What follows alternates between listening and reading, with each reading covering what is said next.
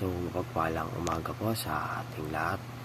Ako po si Aaron Steven R. Aquino and again, welcome po ulit sa ating 365 Daily Devotions with Pastor Russell Ocampo. So, ngayong umaga po is pagpapatuloy natin ang ating weekly series na may kinalaman sa leading by example in the family. And pag-uusapan po natin ngayong araw yung topic na active listening. Now, sabi po dito sa James chapter 1 verse 19, sabi po dito,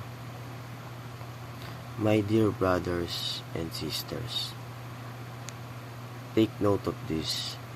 Everyone should be quick to listen, slow to speak, and slow to become angry."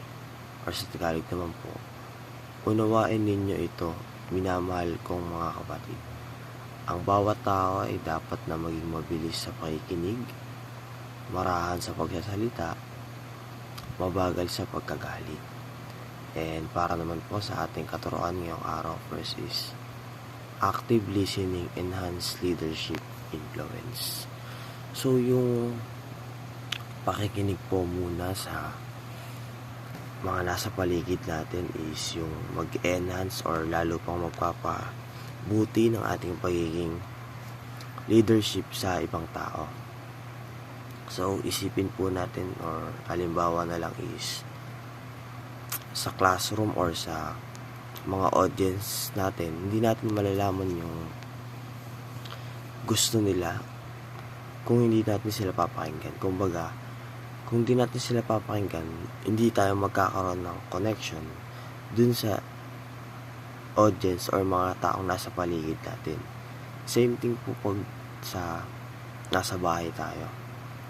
So, hindi po natin malalaman yung problema ng ating parents kung hindi po natin sila papakinggan. So, with that, hindi po natin masusolusyonan yung mga problema natin.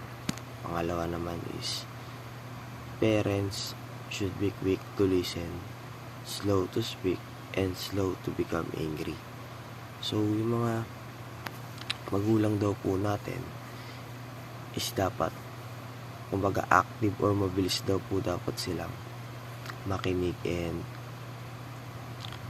yung kumbaga yung lalabas po na message mula sa kanila is kumbaga malilimit lang po kasi mas prioritize po dapat dito yung pakikinig and dapat daw po is mabagal din daw po sila magalit. So paano po yun? So sinasabi daw po dito is kumbaga dapat po lamang po talaga yung pakikinig. Kumbaga para kasi malaman natin yung side or problem ng isang tao, mas mahalaga na makinig muna tayo and unawain muna yung sitwasyon bago tayo magsalita. And lastly naman po sa ating katuroan is children must listen to advice and accept discipline.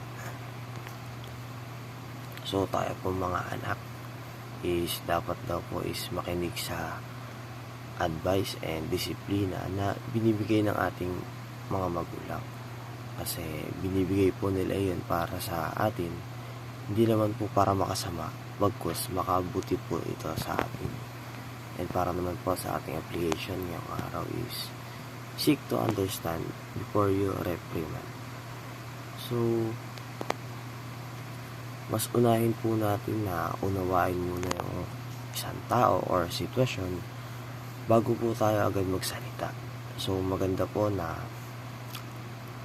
magkaroon muna tayo ng connection with them and alamin muna natin yung problema nila bago pa man tayo may sabihin na hurt. And pangalawa naman is manage and control your anger. So, sikapin po natin na magkaroon ng control sa ating sarili na kumbaga kontrolin yung ating ugaling pagiging magalitin and isettle po muna natin ito when it comes to talking to someone. Kasi po kumbaga hindi nila tayo mauunawaan kung lagi tayong galit. And lastly po, listen to grow in wisdom. So kaya nga po nasabi ko kanina, mas maganda po, kumbaga mas marami tayong makukuha knowledge or wisdom kung tayo makikinig kesa kuda tayo ng kuda and wala naman tayo na-absorb na wisdom.